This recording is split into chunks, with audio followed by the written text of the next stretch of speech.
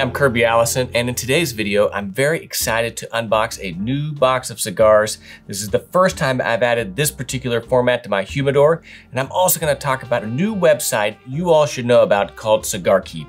And this is a really interesting format that I have yet to ever even smoke, and it's the first time I've added this to my humidor. Now, first things first, new website called Cigar-Keep. That is basically the seller tracker, but for Cuban cigar enthusiasts. Now, what's interesting about Cigar-Keep is not only is it a community that allows everyone to get together and talk about their favorite Cuban cigars, write reviews, and just share their take, where you can actually list out the cigars that you have in your humidor. So for those of you that are interested in knowing what I have in my humidor, you can go onto my profile on Cigar-Keep and see exactly what I have inside that beautiful box over there. So here we go. So let's open this up and see what we have, and I'll talk a little bit about why I bought them. All right, so here we are, unboxing day.